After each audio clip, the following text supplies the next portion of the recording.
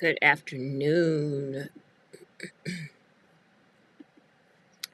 Good afternoon. Good afternoon. See, when I'm prepared and y'all already here.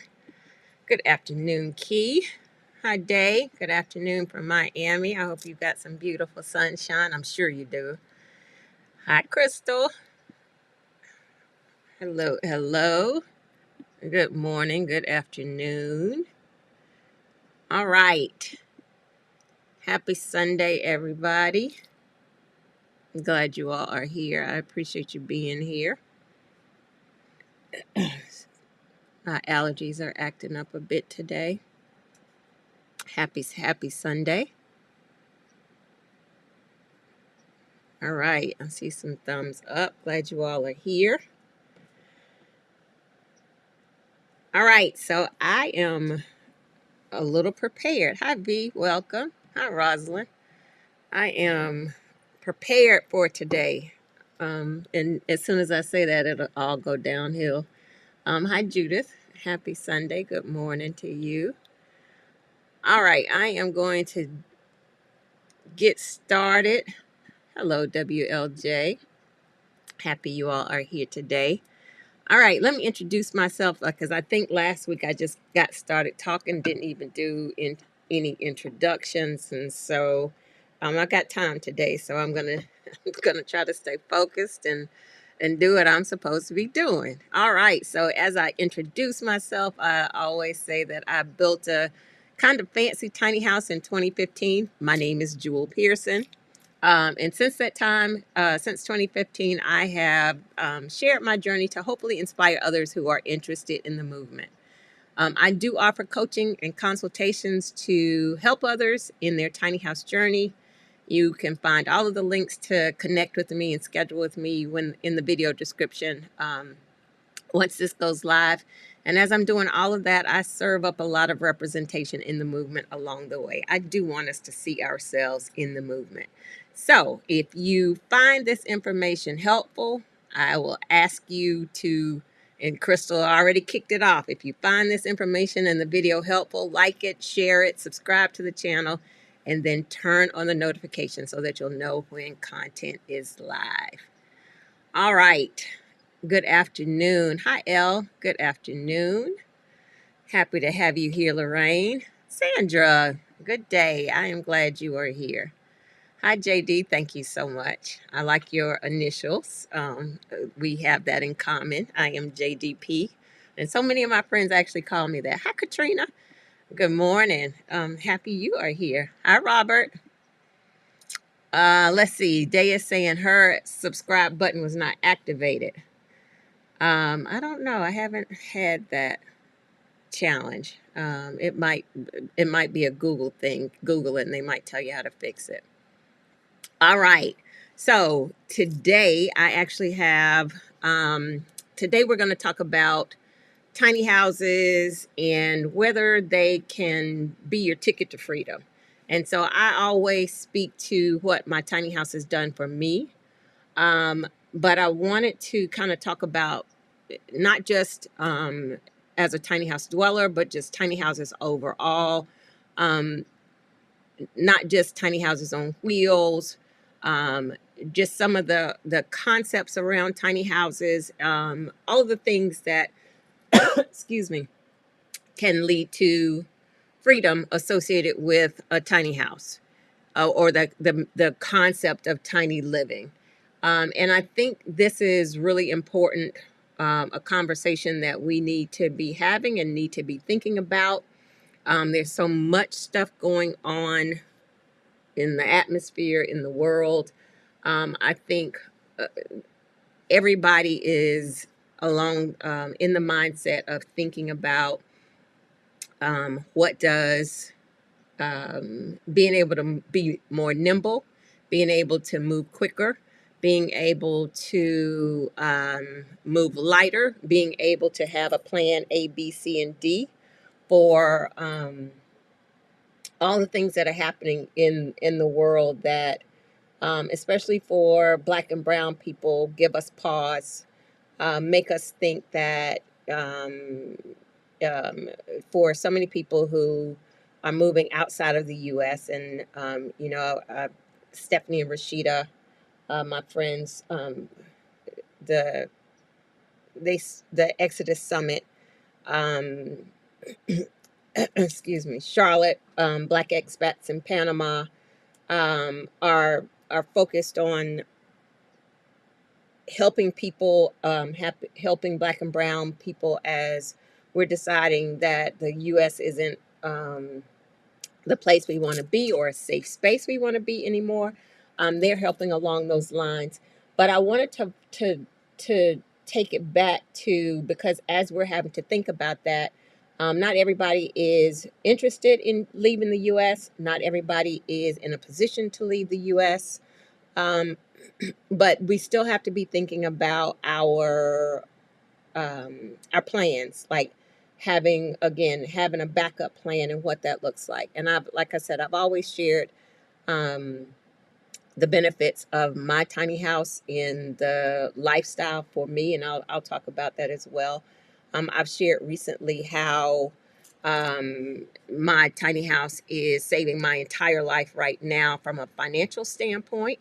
Um, in As I'm navigating this space, and somebody told me last week what we're the I've forgotten my word. Y'all know I lose words. Because I'm not calling them challenges. This is a refresh for me, a new start. And so as I'm navigating this space, my tiny house is such a key component to my success as I'm moving through these spaces. So I wanted to kind of speak to um, a lot of that today. And I actually did some research. So I want to have some data that I can share with folks. So, good morning. Hi, Kitty. Welcome. I am glad you are here. Hi, Sharon. Welcome. F.E. Gaskin. Good afternoon from Baltimore. So glad to see you up and looking good. Thank you so much. I appreciate that. Hi, Kitty. Happy to have you here. Catherine, I love your name. Lives in peace and not pieces. Good morning.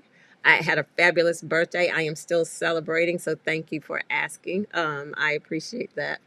Uh, Elle says my look is looking and my hair is hairy. I appreciate that. I appreciate you noticing that. And I'm laughing as I'm thinking about you, Katrina, because I appreciate that you noticed my hair is hairy, because I did go to the hair salon earlier in this week, and I got it trimmed up. So I appreciate you noticing that, that Katrina insider, but you already know what I'm talking about. So thank you for noticing that. Um, my new normal. Thank you, Rosalind. See, that's one of the things I can count on Rosalind for, is giving me my words and my phrases. My new normal, as I'm navigating my new normal. I need to write that down, because Rosalind, I'm going to forget it again. But I thank y'all.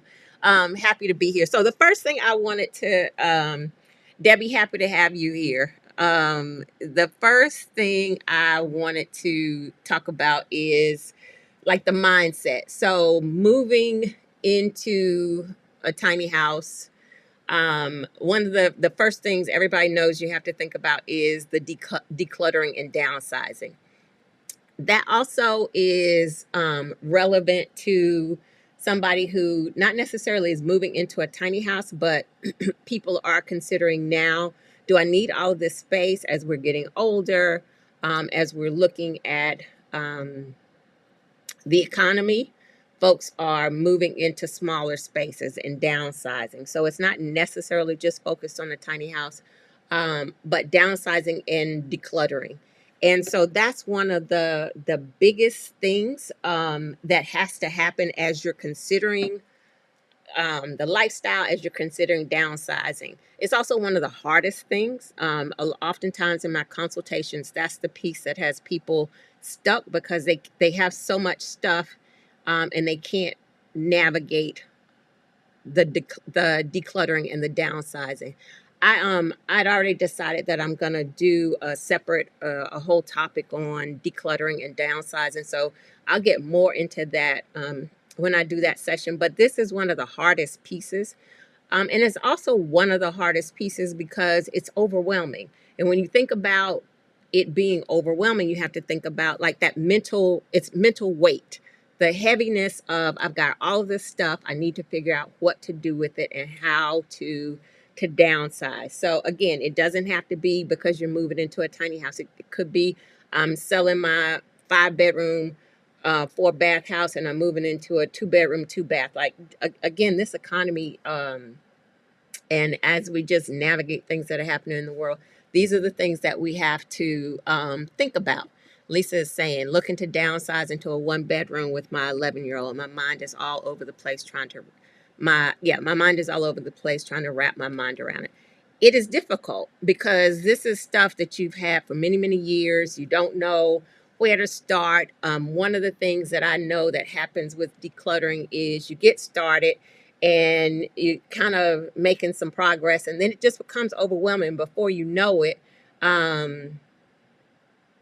you end up stopping because you're overwhelmed and or sometimes you end up making piles, and I've got piles and I feel like I'm organizing, but the piles just keep growing and it doesn't seem like I'm making any progress. It's hard. But when we think about freedom, I looked up some statistics on clutter and mental health. So there were several things that stood out. So there's an with clutter, there's an increased stress and anxiety associated with clutter. This study showed that women who described their homes as cluttered or full of unfinished projects were more likely to be depressed and fatigued than those who described their homes as restful and restorative. They also had higher levels of cortisol, a stress hormone. Um, Clutter is also associated with difficulty with focus and productivity. Physical clutter in your surroundings competes for your attention, leading to decreased performance and increased stress. And that's the second time we've heard stress associated with it. Another study said that showed that people in a cluttered environment made poorer food choices compared to those in an organized space. Clutter can contribute to feelings of being overwhelmed, which may lead to difficulty in making decisions. It's the weight of the environment that is also clouding your thinking process. Um, um, Association with depression. People living in cluttered homes were more likely to experience depression. The study suggested that clutter can be a physical manifestation of mental health challenges and can exacerbate feelings of sadness and hopelessness. I have always shared that when I'm not in the best space, so I am the person whose house is always clean. My mother we had a conversation, and my mother used to joke that she could eat off of my floors. I ain't at that level anymore of cleaning. But my, even though I'm not a minimalist and I have things in my space, like I don't have a minimalistic type space, my house is not cluttered. And some people might argue with that, but that's neither here nor there. When my house is cluttered and things aren't in place, it's not going to be like dirt, but things are going to be out of place. They're going to be things. It's going to be a clear indication of me being out of sorts. My physical environment being out of sorts is absolutely the indicator that I am mentally also out of sorts. And that's what this just said. A clutter is a physical manifestation of mental health struggles. When you think about, there's also a connection, and it didn't come up in this study. There's also a connection with clutter and dementia. There was a study that talked, and I mean, if you think about it, the ongoing being overwhelmed of clutter in things is going to continue to negatively impact your mental health. So there's a connection between that and dementia. Sleep disturbances. Individuals with cluttered bedrooms are more likely to have sleep disturbances. A cluttered space can cause increased stress and anxiety, making it harder to fall asleep and stay asleep. Again, the underlying theme here is the stress. And then the last statistic that I found was the link with hoarding. So we've all seen the show Hoarders, and you sit and you most times we're sitting there and we're thinking, how did that person get to that place? Obviously, it is a mental thing that is happening, but again, it started at some point where there was an actual breakdown of the mental health, and that problem continued. Maybe it's something they always had, but for most excuse me, for most folks, when the family comes in, they are surprised that it's gotten to that point, because it is um, it is the ongoing overwhelm that leads to the hoarding. It just becomes more and more. And it says clutter is a significant characteristic of hoarding disorder, which affects 2 to 6% of the population. So just the even if you're not going into a tiny house, the mindset of letting go of things and working on your space, even if you aren't actually downsizing, getting rid of clutter in your space is one of the things.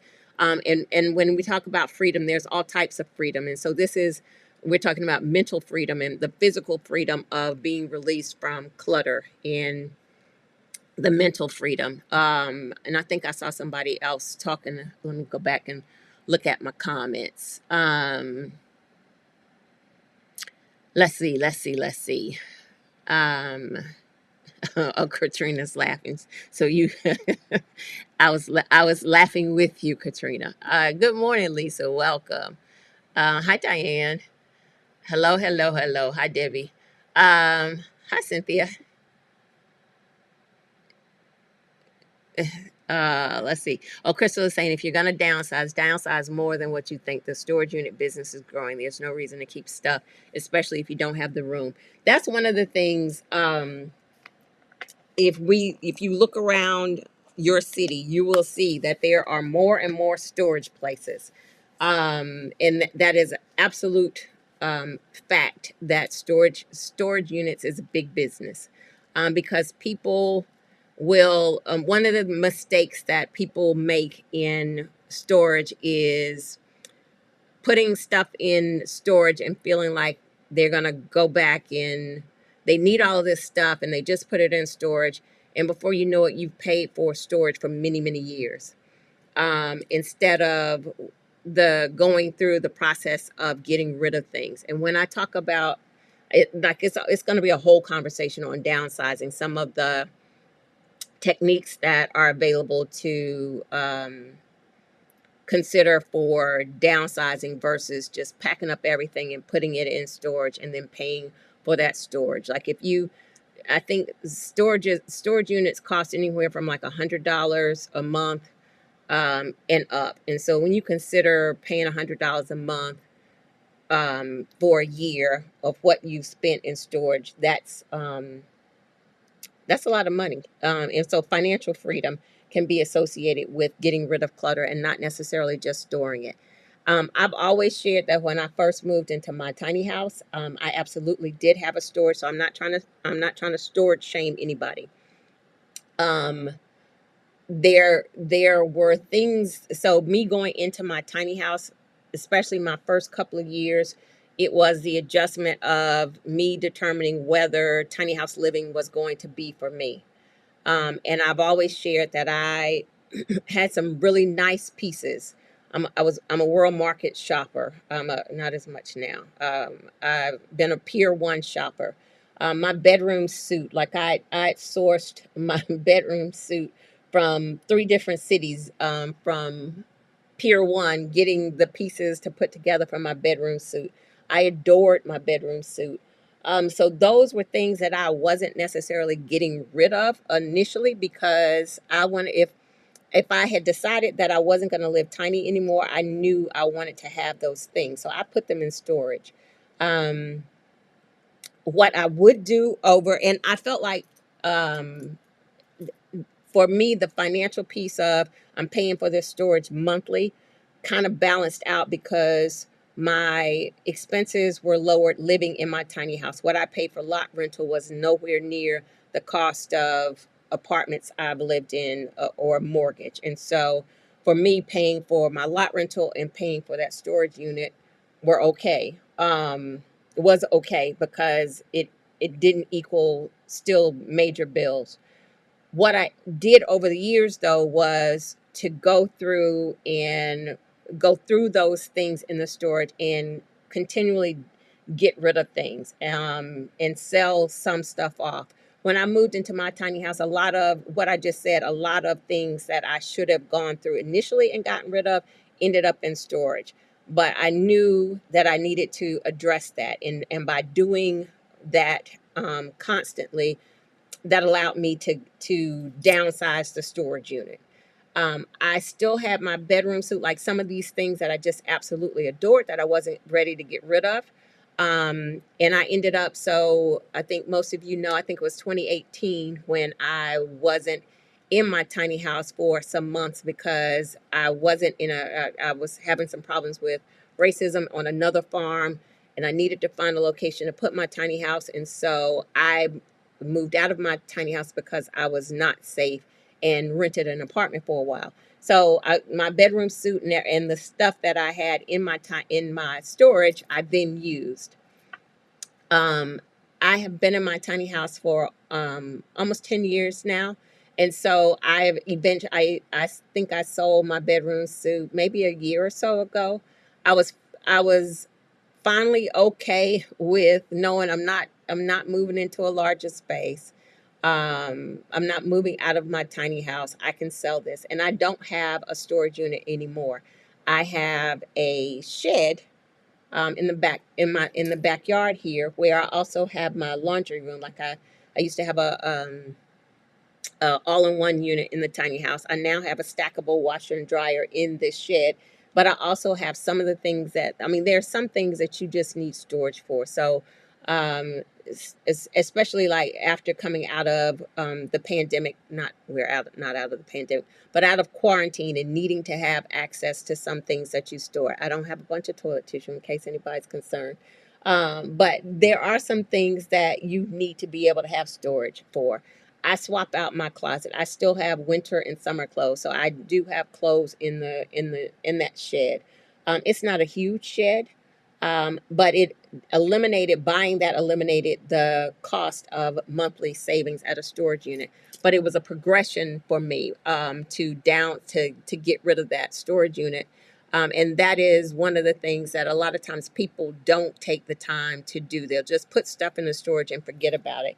And when we talk about downsizing and get into the details of it, one of the things you have to consider is if you've had this stuff in storage or in a closet or in a box for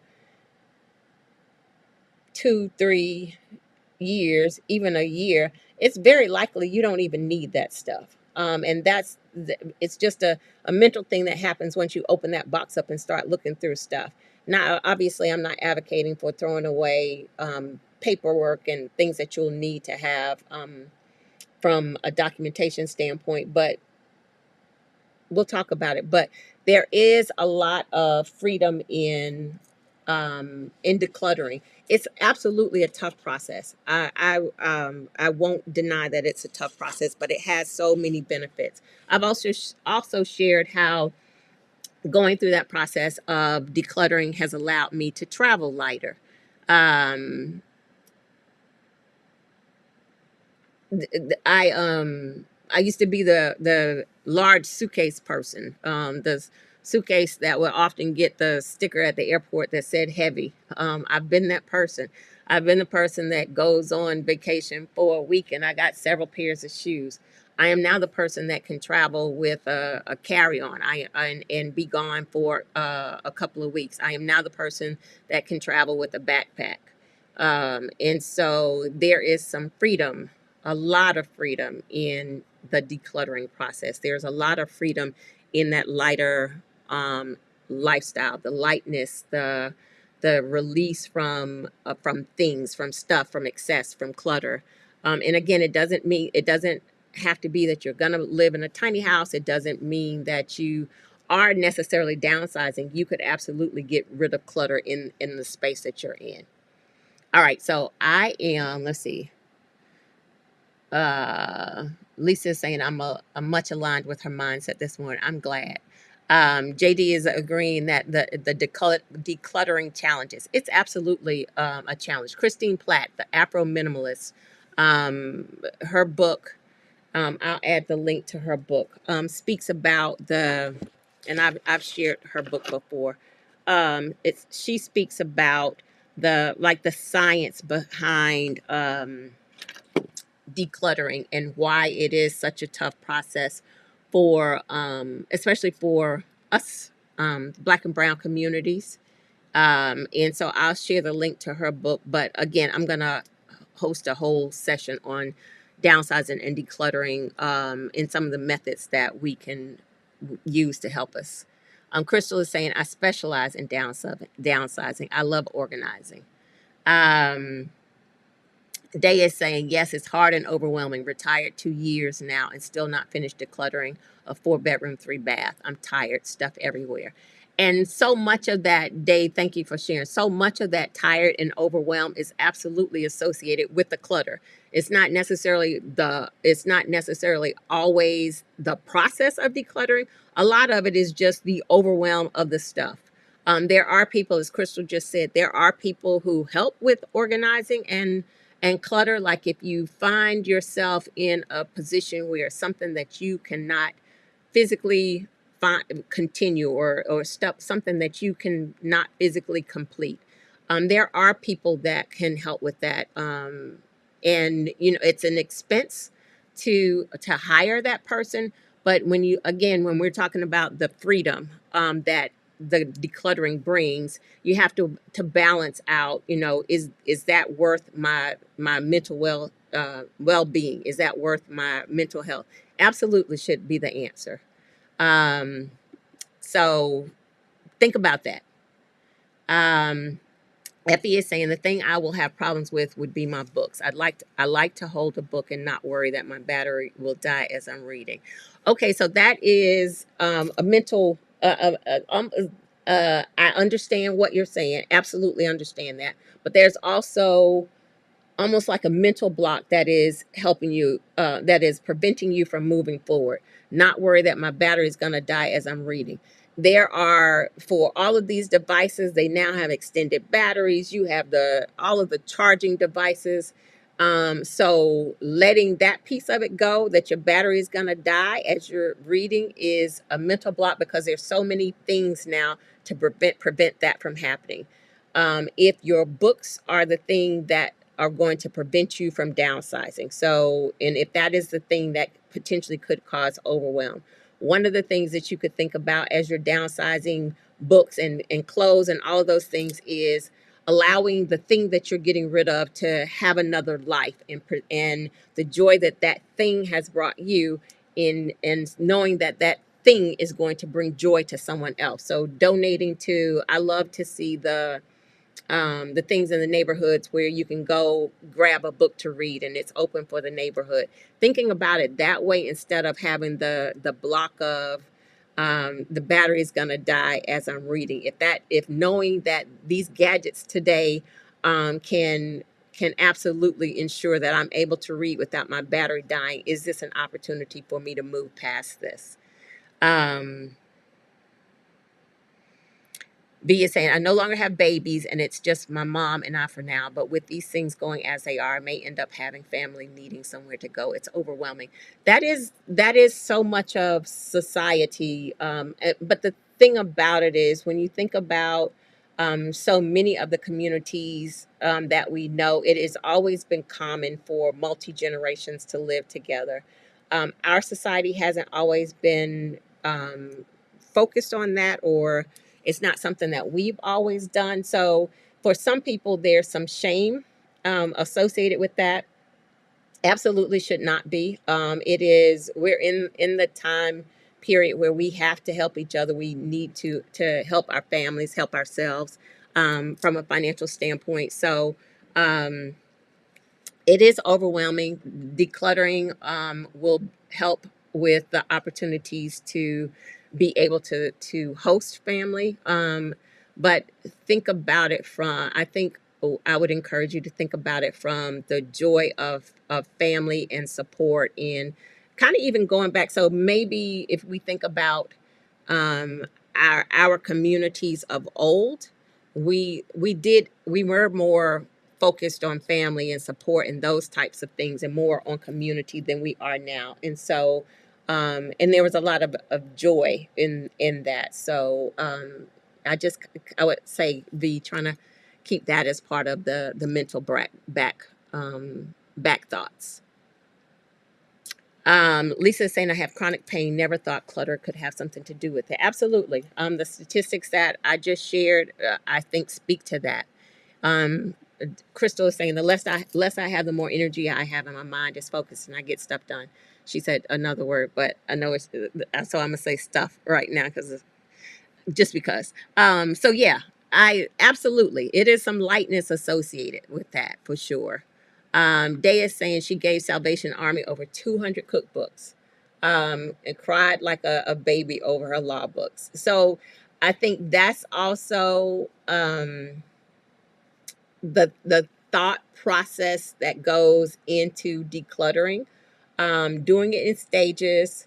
The things that cause you pain, especially like if you gave cookbooks and history books and maybe needed to hold the law books to the side, maybe thinking through that, like it, because oftentimes it's trauma associated with holding on to stuff, and so then just doing the abrupt getting rid of everything triggers the trauma. So we have to do it where we're honoring ourselves, and not causing ourselves harm, even though it's stuff that we need to do. So that's something, again, Christine's book talks to some of that. Where's her book? Over there on the shelf, I think. Um, but yeah, it has to definitely be a process.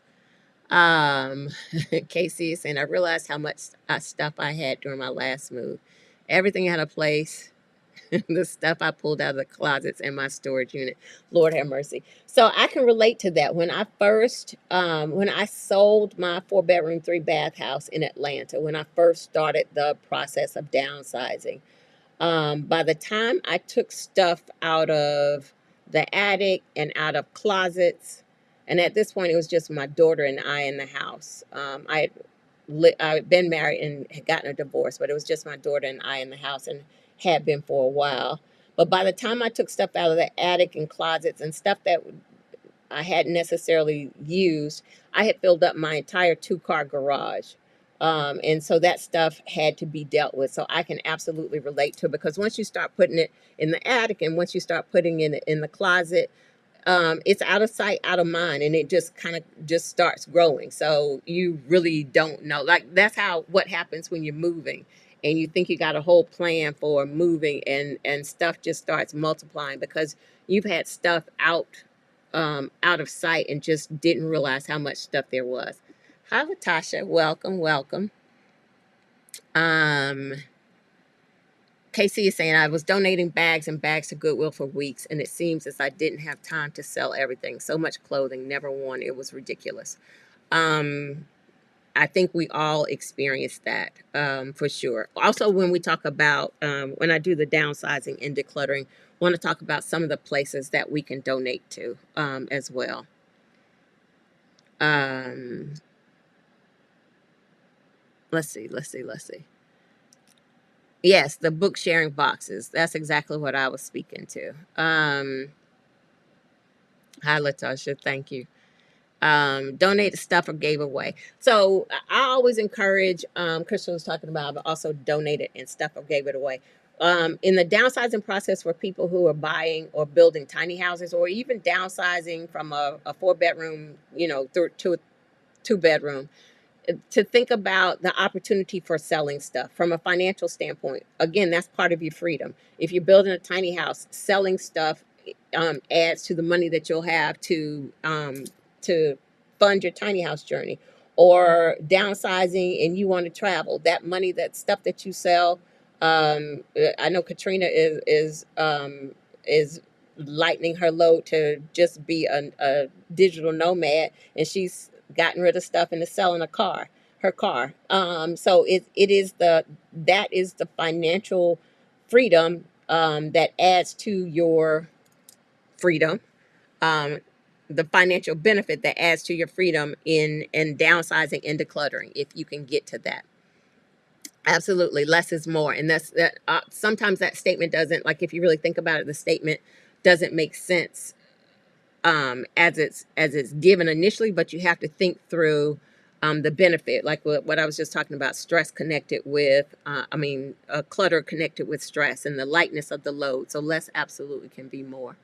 Um, Lisa is saying decluttering is a process. Absolutely. And that's what I've been speaking to. Let's see. Okay. Good. Hello. Good.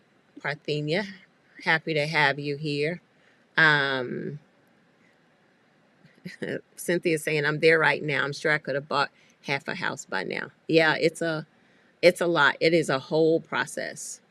Um, WLJ is saying I don't even want to think about the money I've spent on storage fees, and uh, and that's part of the process of the weight of stuff and the clutter and the overwhelm. It's easier to not think about it because it's kind of like what I have said for some months before, when I said I was ostriching, and I made up a word. Ostriches stick their head in the ground to avoid see whatever reason they stick their head in the ground. I'm not an authority on ostriches, but when I'm avoiding stuff, that's what I feel like I'm doing. I'm ostriching, and it's easier just to not think about it because the overwhelm that's associated with it.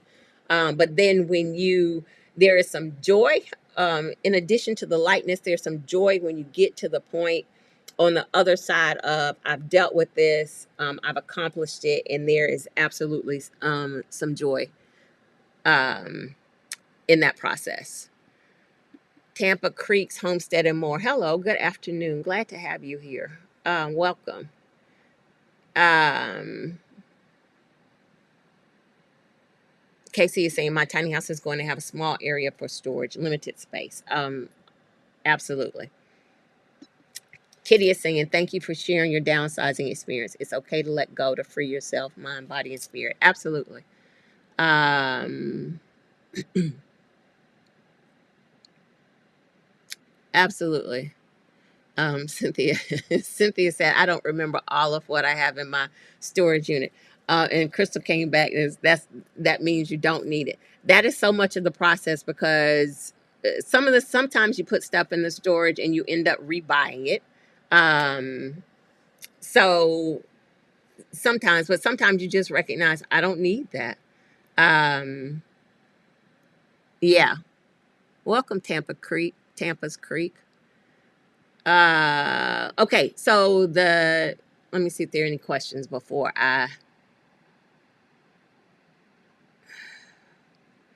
Catherine lives in peace, not pieces, and saying I was supposed to have work done on my home that didn't happen. I'm getting rid of stuff and away from that. That's $181 a month storage fee. That's half of my car note. So not worth it. Absolutely. When you do the math, you recognize how much it's not worth it. Latasha is saying, you've motivated me to finally declutter my front closet that was full of stuff I haven't seen or used in a year and a half. I've been putting it off, but I now have a goal of cleaning it today. Congratulations to you. Rosalind is saying, I sold a lot of my books on eBay and Amazon while I was downsizing. Lady Ray is saying, good afternoon. I've been in the decluttering challenge for the past 3+ years. Didn't realize how overwhelmed I would feel letting go of things I don't use or need. And it is so much of a mental exercise as much as it is um, a physical exercise. Lisa is saying, this is another reason I'm hesitant to get a 1-bedroom because of the economy. My grown children may have to come back home. So Lisa, one of the things that I'll say about that is to consider. You're saying you're hesitant to get a 1-bedroom because they might have to come back home. I would consider, one of the things I would offer you to consider is the time between now and might, and the monies you might save downsizing to go to a one bedroom, and should the might happen, those monies you save, but then you can say, okay, I need to move to, if we're talking about renting situation, now I need to move to a larger space.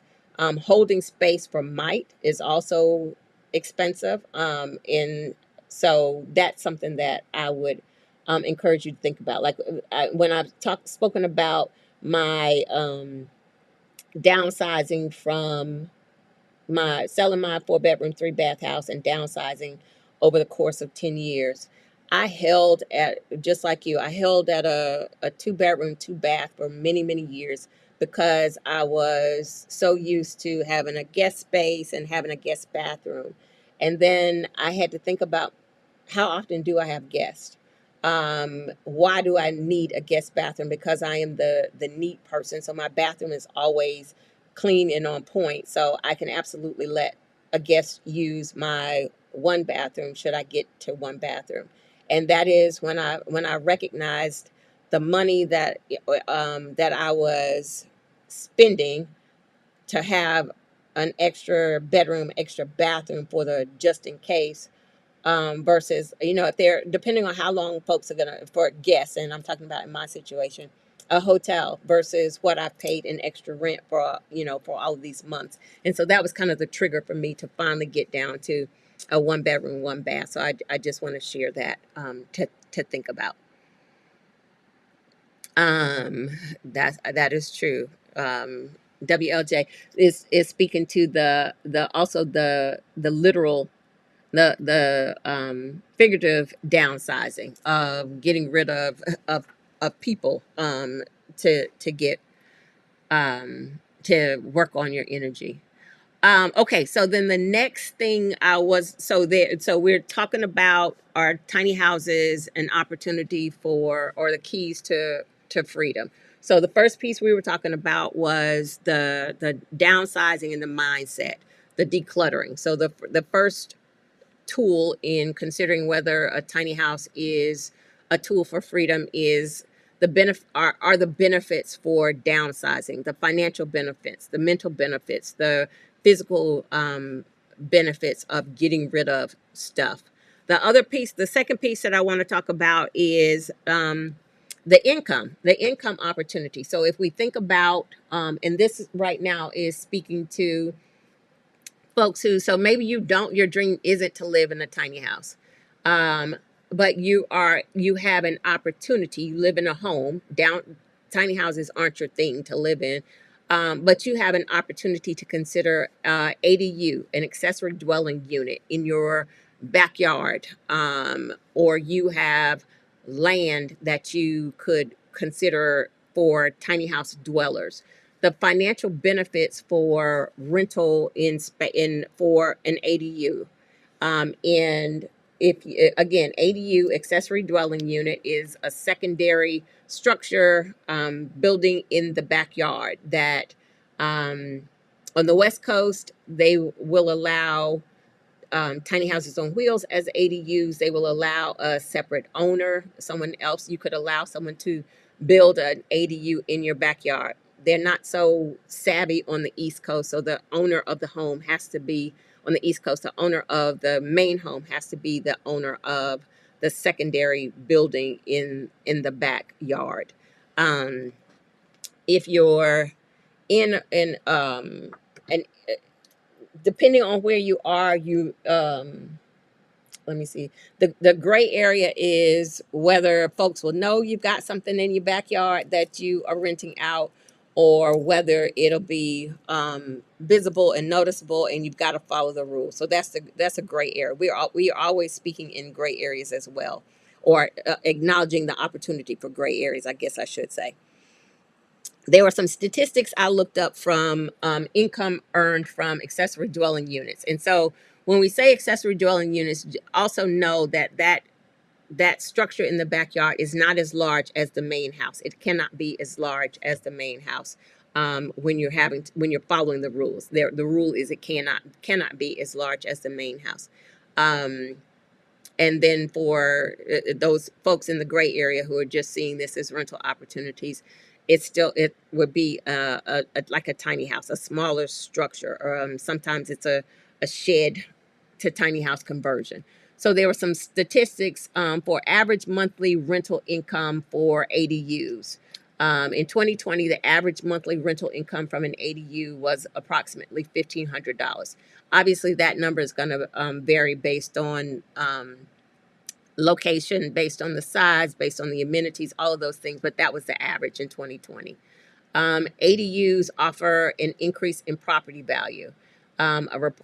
Excuse me, a report from Zillow in 2019 said that homes with ADUs saw a 35% higher resale value compared to homes without. Rental income as a percentage of a mortgage.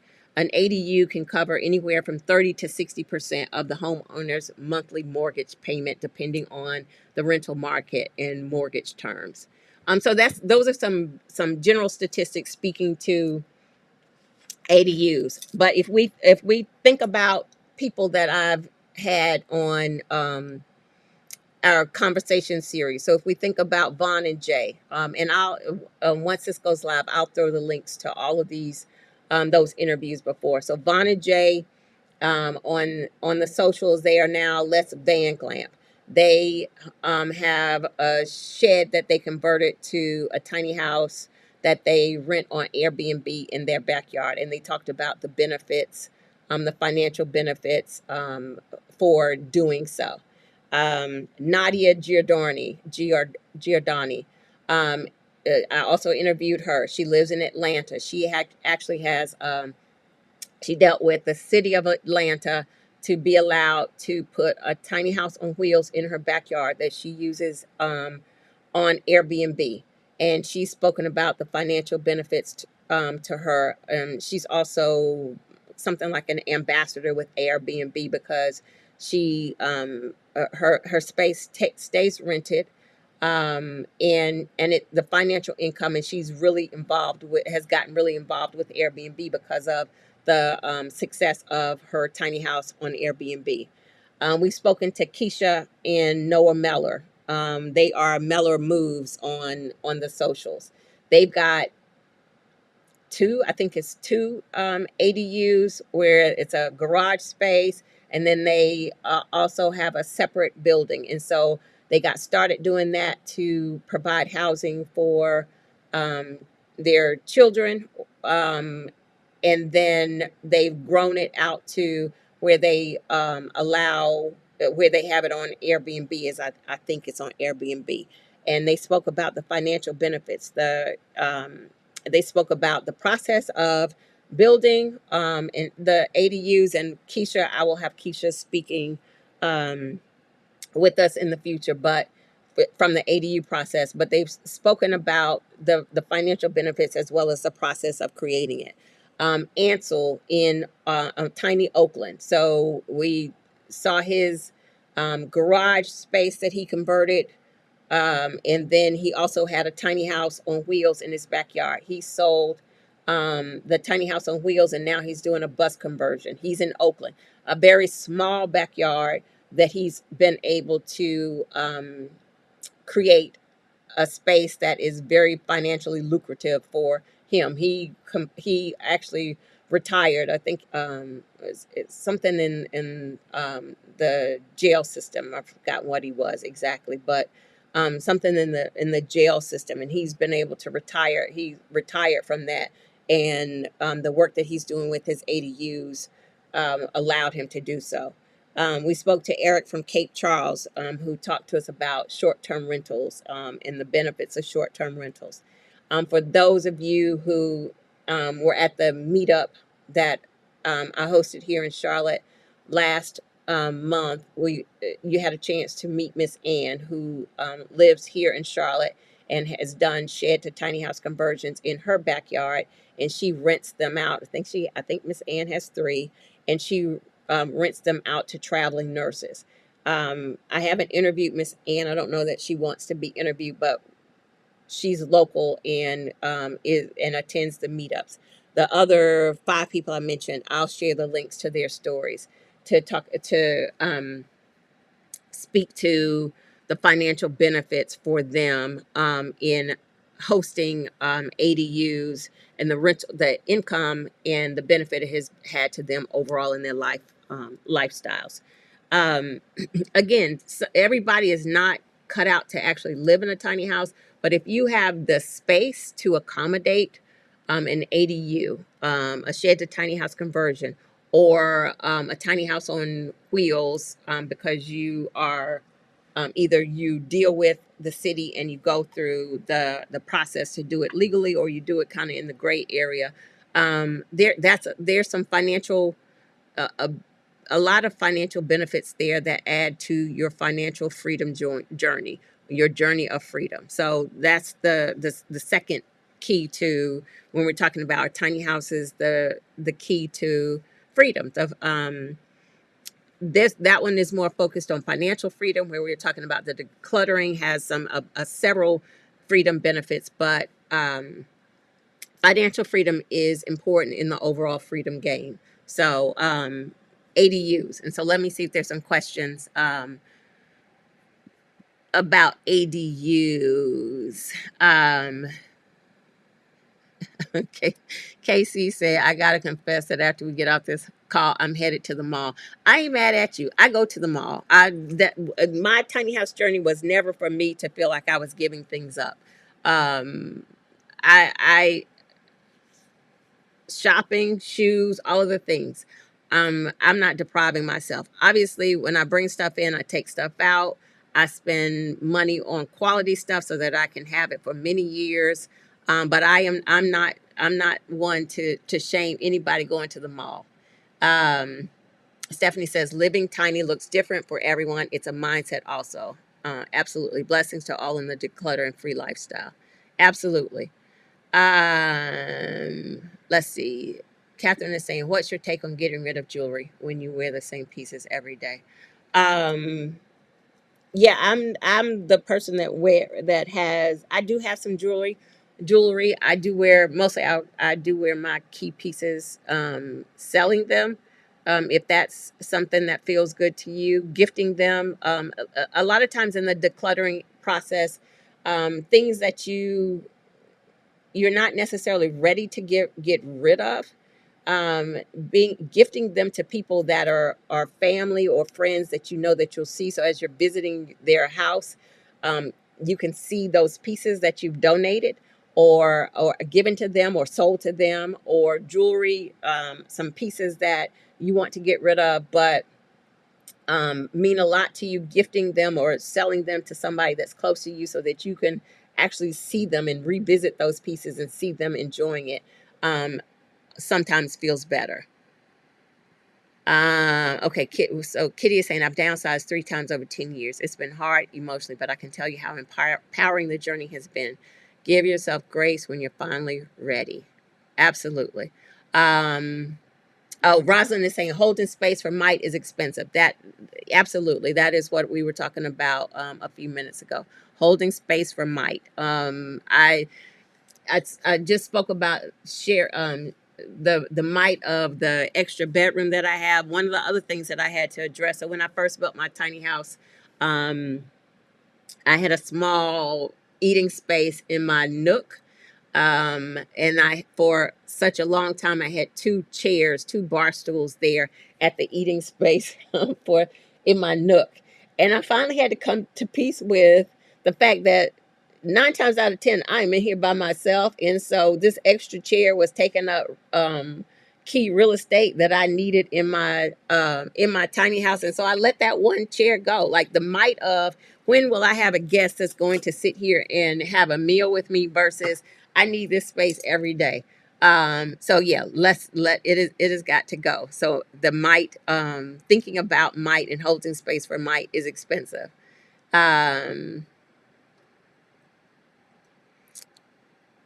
Um, oh, Judith is saying, I had her at the many shoes you travel with, by how you treat your feet like stepkids. My last trip, I had 9 pairs of shoes and boots. So just what I was saying, I invest in good stuff, good shoes. I have, when I travel, generally, if I'm like summer, I'm taking a couple of pair of sandals. but I'm going to wear my, as I'm traveling, I'm going to wear my sneakers, the things that take up more space in the suitcase, and the smaller shoes will go in the suitcase. But I'm not the person, I have plenty of shoes, but to travel with, I really don't need more than two, maybe three pairs of shoes. So yeah, but previously I had, I think once you think about how often, like purses, how often do you actually change your purse? How often, and when you think about what you wear, how much of the stuff in your closet are you actually wearing? And we'll talk about some techniques for downsizing it when we do that conversation. But recognizing that you generally wear the same things over and over again will really be eye-opening in your downsizing process. Um, Thank you, Crystal. All right, let's see. So Casey is saying, I want to have a small guest bathroom in my tiny. I don't like people using my bathroom. Sorry, not sorry. Like an airplane bathroom, but larger, as it will be a wet room so they can shower. So the one thing about a tiny house is you design it for you. For me, that's not something that, especially when I consider how often I have guests, it's not important for me to have a second bathroom. I'm okay with people using my bathroom. I was the person that had to have two sinks. Like there, some people who have one sink in their tiny house, and that's the kitchen sink as well as the sink associated with the restroom. That's way too much for me to process. But their tiny house is not my tiny house. So whatever you need, however you need to design your tiny house is for you. It is your space. What I think I need to have in my tiny house, in my opinion of what should be in a tiny house, is absolutely not the blueprint for what you are going to have in your tiny house. So you don't have to be sorry, not sorry. It's your business. As Tab says, that's your business. Um, so absolutely, I'm with you. Um, Thank you, Crystal. Thank you, thank you, thank you. Um, Thank you, Effie. Let's see. All right, let me see if it's some questions.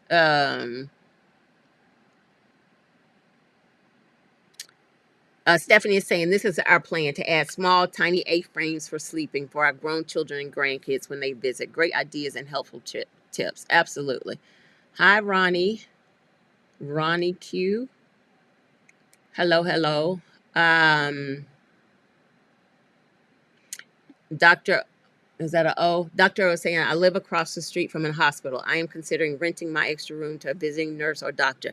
That's another thing. So if you aren't doing an ADU or you don't have the space, finances to do an ADU, do you have space in your home? Are you interested in opening your home to renting rooms? Absolutely. One of the things that Miss Ann shared as when she considered doing Airbnb versus traveling nurses, there was some more the professionalism around traveling nurses, as well as the financial better financial stability. I think she felt like there were more reasons to consider traveling nurses versus Airbnb. But I always say do your due diligence. But that's a great consideration.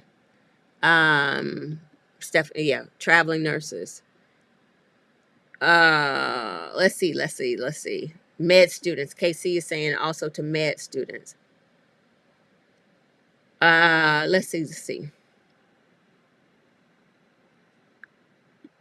Um, I know several women that are near or close to retirement and thinking on buying rental property. I would love to expose them to the tiny house idea. Do you do interviews on channels of others? I do. Depending on the channel, making sure it's aligned with the work I'm doing. But I do absolutely. Um, Crystal says she remembers that small space. Um, if you want to age in place, it's recommended to have a bedroom available for the caregiver. That makes sense. I hadn't considered that. That makes sense. Um,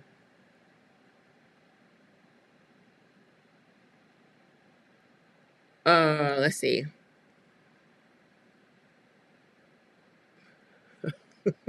Judith, you silly.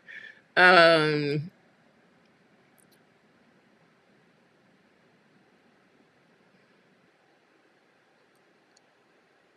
Casey is asking, designing my tiny house, tell me something. How tall is your bedroom loft and how tall is your kitchen area? I like the ceiling heights in those areas of your tiny.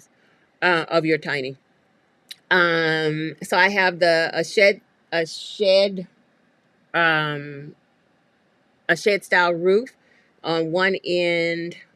The highest end of the shed style is 4.5 feet in my bedroom loft. On the end of that, it is 4 feet. Up underneath my loft, it is, I think it's 7 feet tall underneath my loft. Um, no, I get it, Crystal. Absolutely. Yeah. All right. So my third point on, so we've talked about, um, freedom in, a tiny house as the ticket to freedom. Decluttering, the downsizing mindset is one of the tickets to freedom associated with tiny houses and the lifestyle. The second is the option for income. We talked about ADUs, renting rooms, um, the income, and then the third piece is still associated with income, but finances associated with tiny houses. And so this is one of the conversations that I think can be contentious. Maybe that's the word. Maybe that's too strong of a word. But in considering building a tiny house, a tiny house on wheels, um, when you think about, um, as I've shared about, how my tiny house, the reason me going into tiny house living was to, is kind of my um, non-traditional retirement plan. My tiny house is paid for completely. Of course, I built mine in 20. I started 2014, finished in 2015. I paid it out of pocket, savings, used money from my 401k. I am not a financial guru at any point, so however you finance your tiny house is your business. I'm not encouraging you to take money out of your 401k because I did, but you have to do what makes sense for you. Um, Personal loan, I loans from friends that I paid back as I got to the point where I ran out of money.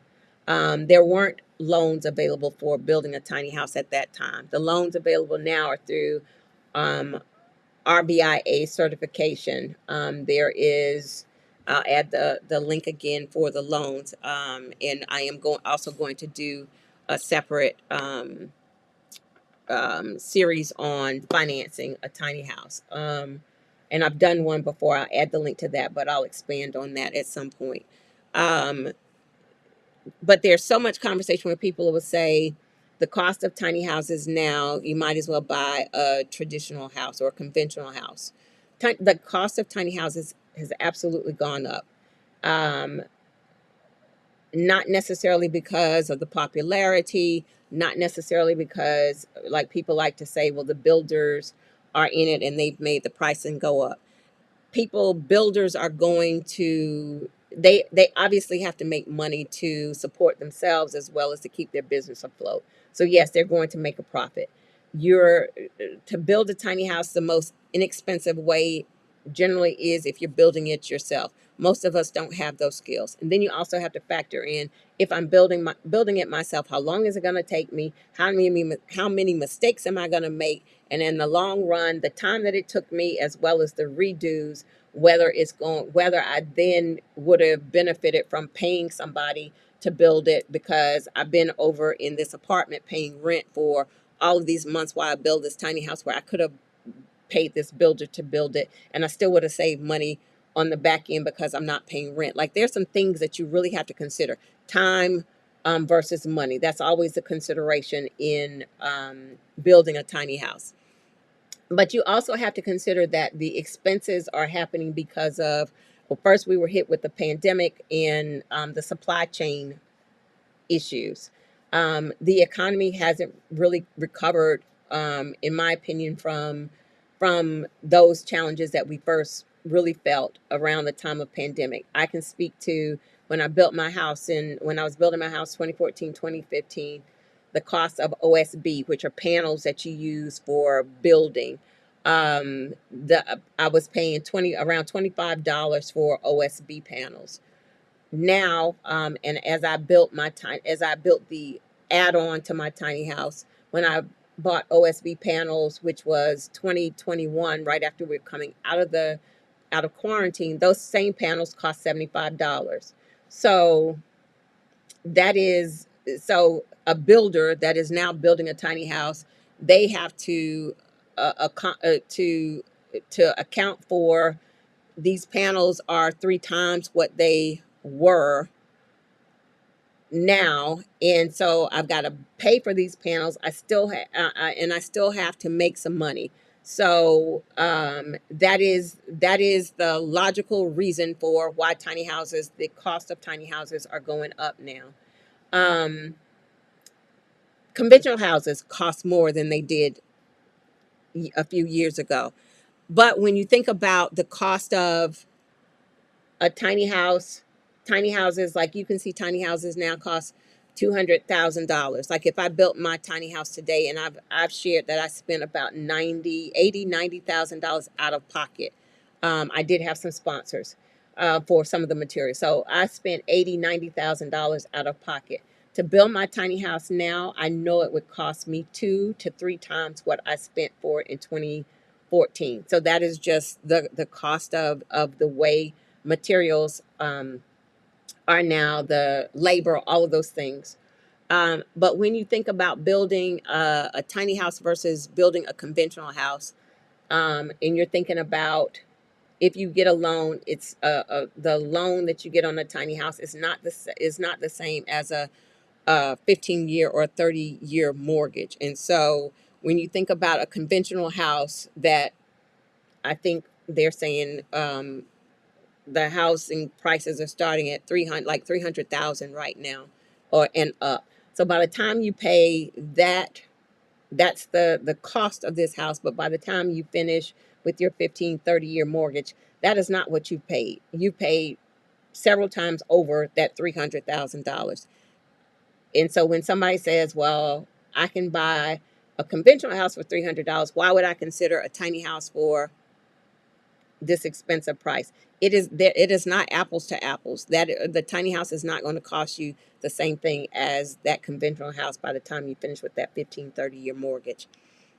So and the cost of building a tiny house per square footage is more than a larger house. That is, when you do the math, that just is the way it works out. When you think about it, if I'm because of the size of it, the math says it costs more per square footage than building a conventional home. But when you look at the bigger picture, it is not comparable. And so that's one of the things that you have to keep in mind. When I go back to, like, I did some statistics to understand what the home ownership rates were for Black folks in 2023. And the current rate for home ownership for Black Americans is at 44.1%, which is it's significantly lower than other racial groups, but slightly improved, but still much lower compared to the 72.3% of home ownership for white Americans. The disparity is relative to financing, affordability, historically systemic barriers that we all know about. Black home buyers face a higher mortgage denial rate at about 14.44%, which is 5.3 percentage points higher than the overall population. We all know about mortgage fraud. We know about insurance fraud. We know about all of the things, racial bias. Redlining was supposedly eradicated, but the effects of redlining is still in effect. All of the banks annually still get tagged with um, discrimination in approvals. Like that's still a thing that happens. So we know all of the things that are behind the scenes for home ownership. One of the things that I talk about with tiny houses and getting into tiny house living, it presents an opportunity for home ownership that isn't being accomplished in traditional home ownership for Black and brown folks, for Black folks, and so that is a consideration. So the finances, the freedom of um, getting to, and so the other thing that people speak to is the fact that you're not building equity in a tiny house on wheels. That as you do in traditional housing. That I keep saying that we have to consider non-traditional ways of wealth building. So the monies that you would be saving in a tiny house living, your reduced expenses, those are monies that you can consider investing so that you're building wealth non-traditionally, not in equity in your home, but the monies that you're saving allow you to invest that so that you're building wealth in the non-traditional ways. Like we're so stuck on um, you have to have a home to build wealth, the equity in your home, but we're not considering that year after year Black folks aren't achieving home ownership. And so we have to think of ways to do something different versus being stuck on that um, the American dream that isn't for us, that says home ownership is the way to build equity. And so then year after year, is and to build wealth, year after year, we're failing in that because we're not achieving home ownership.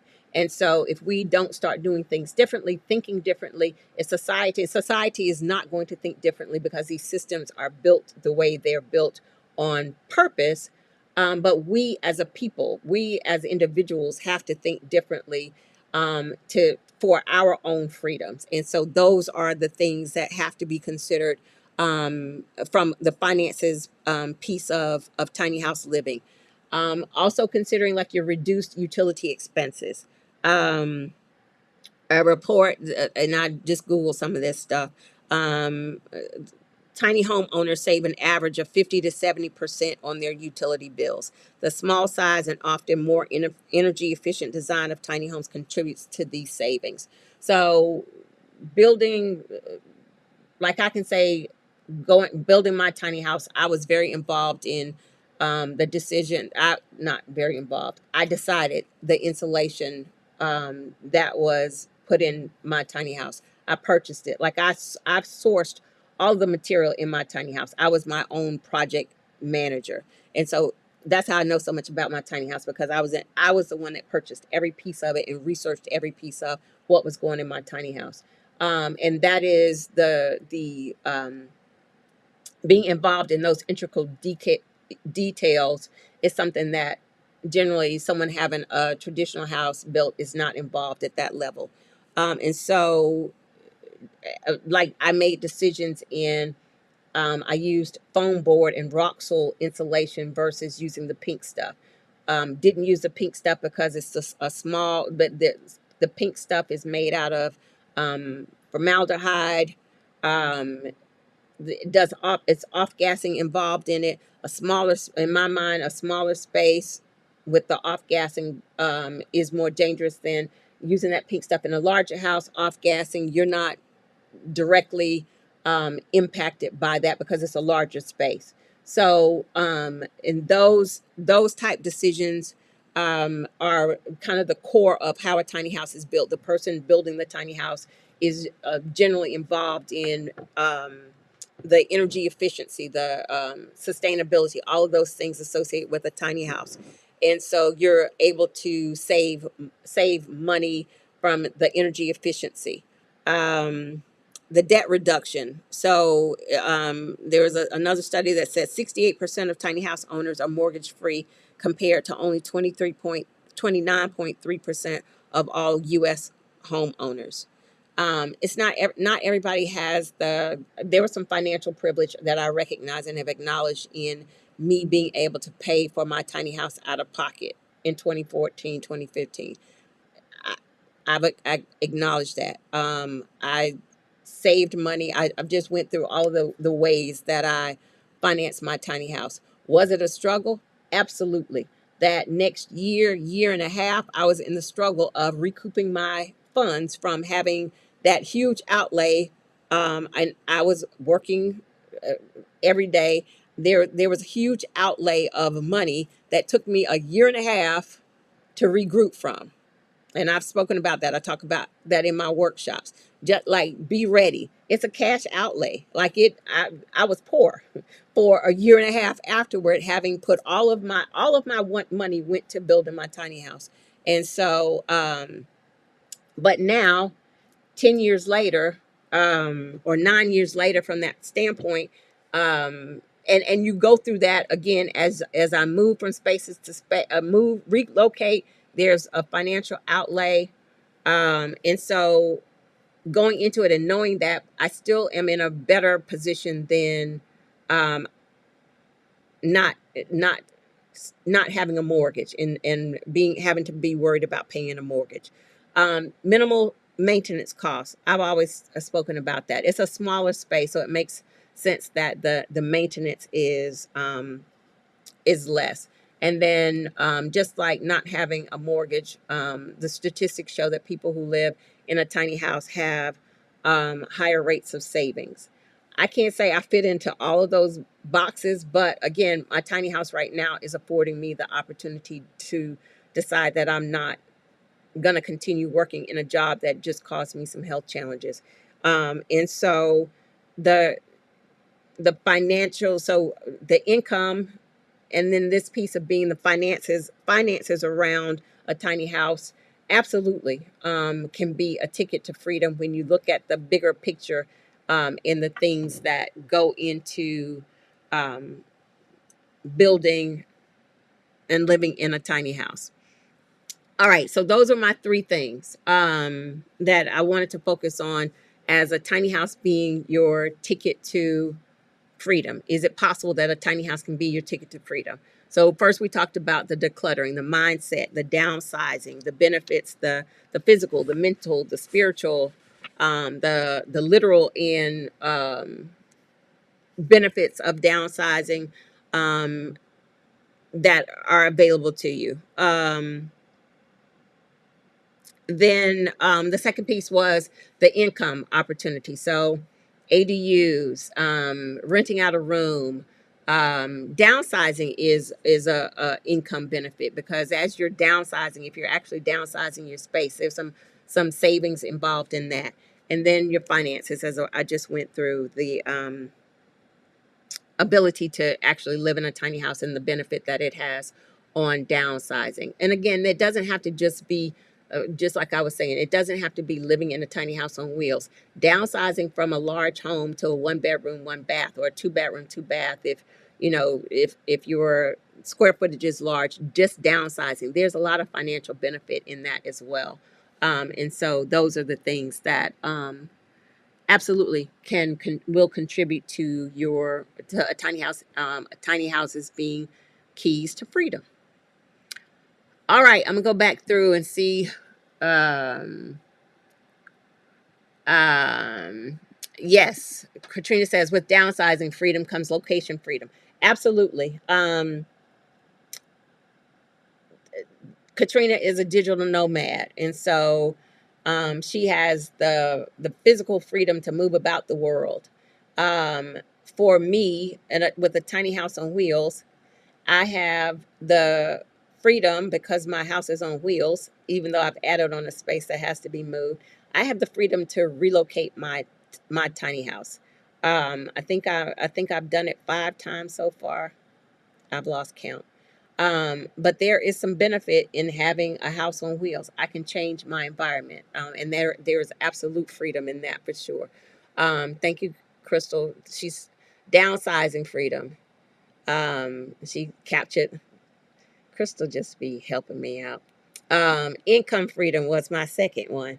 And then the financial freedom was the third one. Absolutely. Thank you so much, Crystal. Yeah, I appreciate you, Crystal. You know that. Let's see. I'm also going to have the links to stuff in the description. Um, oh, Katrina's saying I stayed in a tiny house community in Apple, Utah. That's cute, Apple, Utah. It was a beautiful community and genius idea by the developer. Yes. Okay. So I know Katrina, when I was saying the about coming out of quarantine, it's not recovering. It's a new normal, and that I feel like is so much of what's wrong with corporate America in society, because they really are trying to go back to um, what was life before, what was work before, and nobody can unsee what we saw during the pandemic. Nobody can unsee that, except for people in this capitalistic society who really want us to unsee it. But for the average human being, like we know this is a new normal. It is, there's no recovering. This is a new space, and my hope is that everybody um is thinking of themselves and their family as they're navigating this time in this space, because there were so many eye openers and awakenings that happened during the pandemic, the onset of the pandemic, and during quarantine, where folks were in the struggle. Now, there were some people who weren't in the struggle, but folks were in the struggle, financially, mentally, physically. And so we have to take control of our lives and the direction that we're moving in and the decisions that we make, because society is not ever going to have our best interest at heart. And so that is the importance of this conversation and the work that I feel like I'm doing, and so many other folks are doing, to show us what our options are, things that we should be considering. Um, is a tiny house the ticket to freedom? There's some things that should be considered, even if you don't want to live in a tiny house. There are some things to consider, as the benefits to the lifestyle, for sure. Um,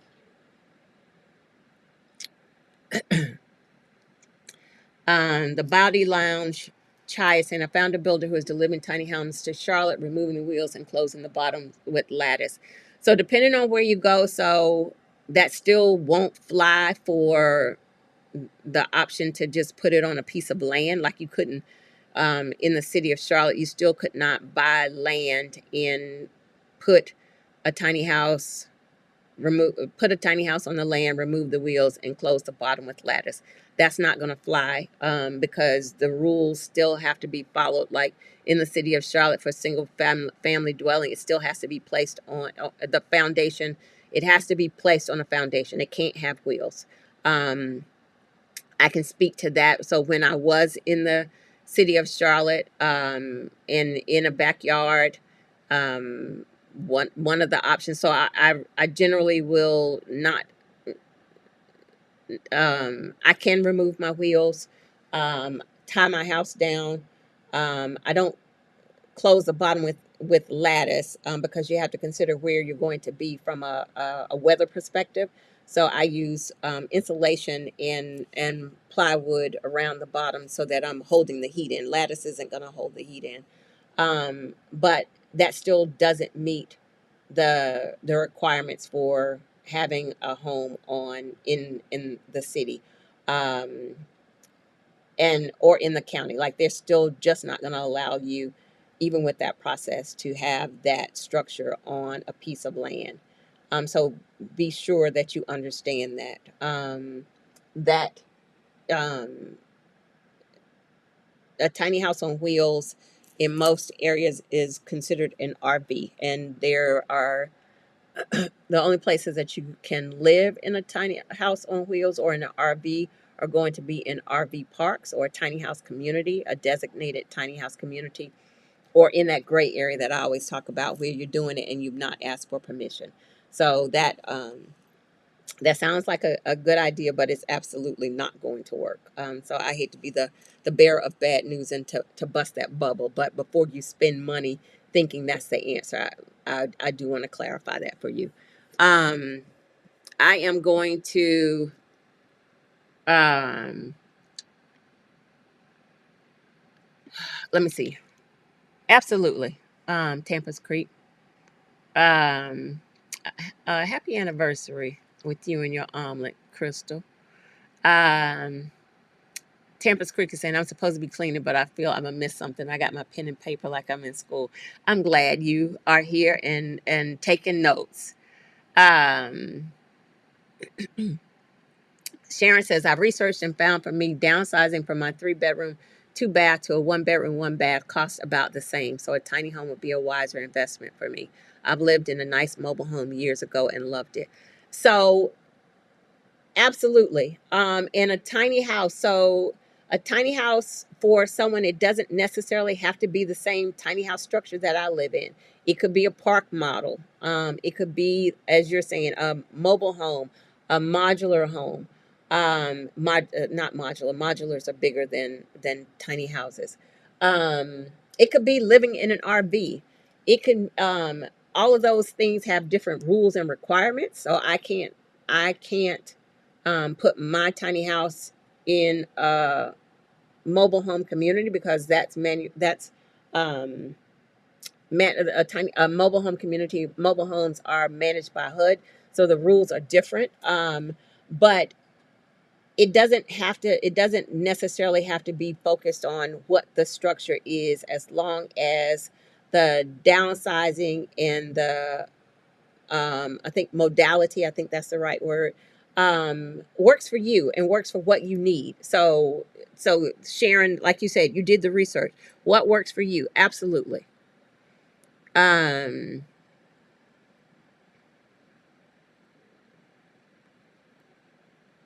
Um, Cynthia saying I looked at a new tiny townhouse development that is renting 3 bedroom, 2.5 bath, 2 car garage starting at $28.95 a month. She suggested signing a 16-month lease because rent would be going up every year. Jesus, Harold the Christ, that's a lot. Um, yeah, wow. Um, let's see. Let me see if there's some more comments or some more questions that I can answer over here. You are welcome. Um,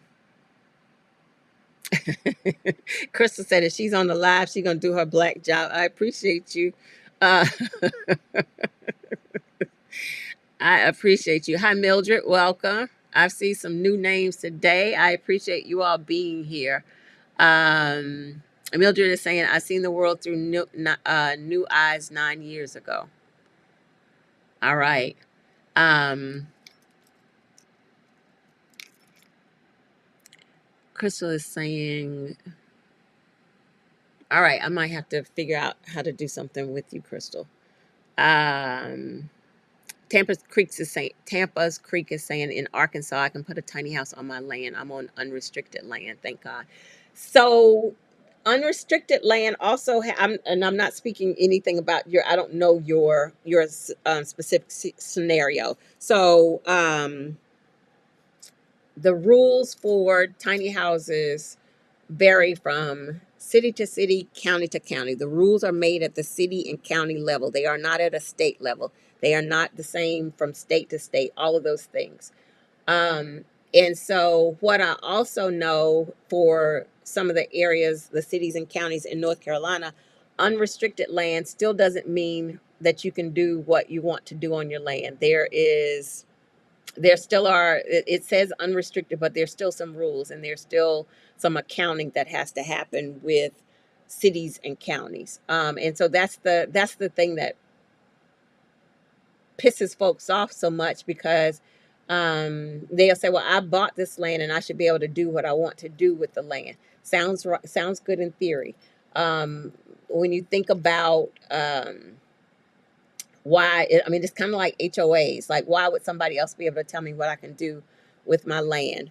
There are some benefits to HOAs. There are some benefits to city, county zoning. Zoning absolutely has its core rooted in racism, but there's also some benefit to there being some rules that your next door neighbor just can't, build some monstrosity that's going to not follow code and do all the things that would just be them wilding out. That's going to negatively impact you as their neighbor, from a financial perspective. And so there is some benefit to that, but there's also a lot of overreach, which we know.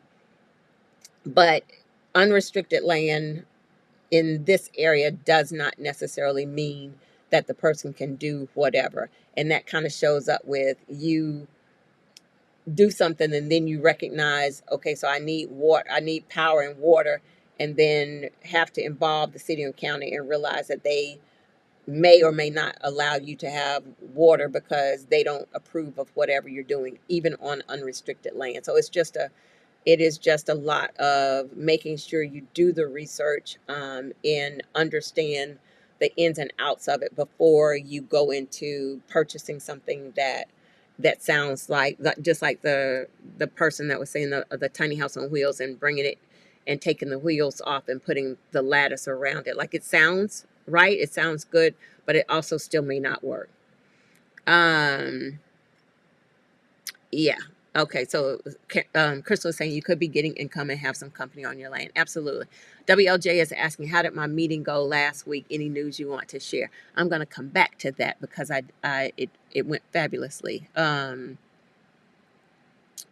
So I'll come back to that. Let me make sure there's still, there are no other questions that I could answer in relative to what we've been talking about. Mm. Latasha is asking, are there any tiny house on wheels communities in existence? Like, not RV, not trailer, not tiny house on foundation, strictly tiny house on wheels. There's several. I interviewed, oh my God, I just lost her name. The tiny house community that is, an hour and a half outside of, Charlotte. Her name's going to come to me right now. I know it starts with a K. Um, Let me see. Do I have it?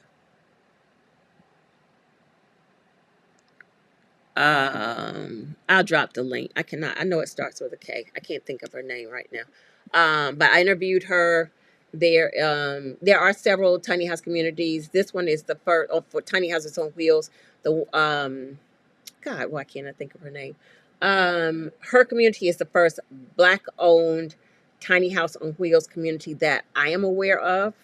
Um, and I'll add her link. There are absolutely several communities. Also something that I'm working on. Hi Pat, welcome. Glad you're here. Uh,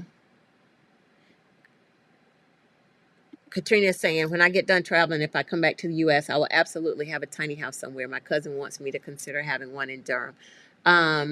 Durham, in that area, I'm not exactly sure if it's Durham, but in that area, it could be Tarboro, one of those places. They are a little more open, um, a little more, what is my word? Um, Innovative is, I think, the word that I wanted, um, relative to tiny houses. So that, and tiny houses on wheels. So that would be a good area for sure. Um, Thank you, Casey. I'll have to drop the link because I swear I can't think of her name right now.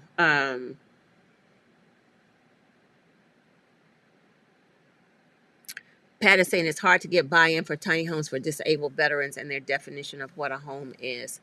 That's interesting. And again, it's going to vary from city to city and county to county.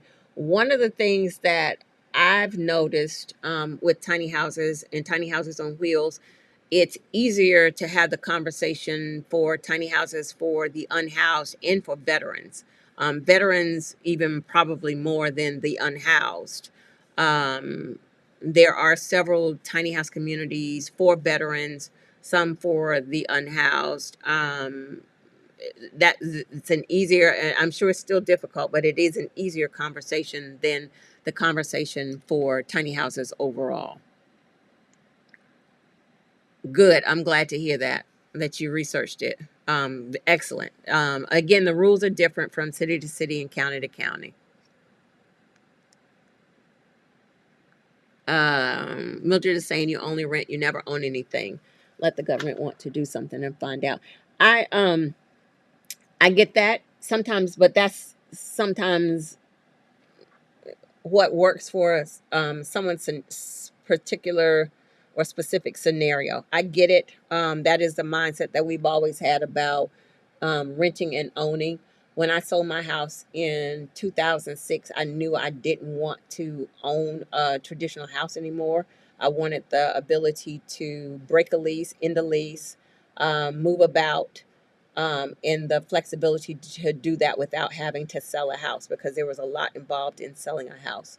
Um, like I said, I own my tiny house, but I don't necessarily for myself subscribe to the need to own a house or renting versus owning.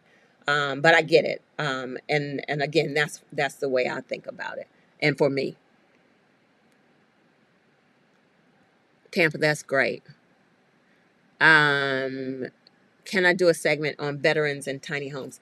I like I try to stay in my lane on the things that I know. I don't know a lot about veterans and tiny houses. I don't work in that space. Um, I can see if I can find a link to share on veterans and tiny houses, but there are some people who are absolutely focused on veterans and tiny houses that would be more of the experts in that area.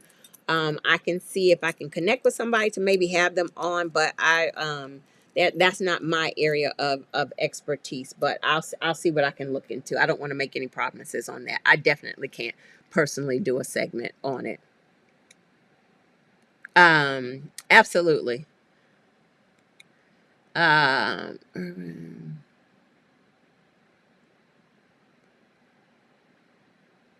Day, I don't know that community that you're speaking about. I'm not sure though. Thank you, Casey. Um, Poplar Creek is absolutely the tiny house community that I'm speaking of. Thank you for that name. I couldn't come up with anything. But I was trying to think of the developer's first name, and I can't think of it. Poplar Creek is absolutely um, what I'm talking about.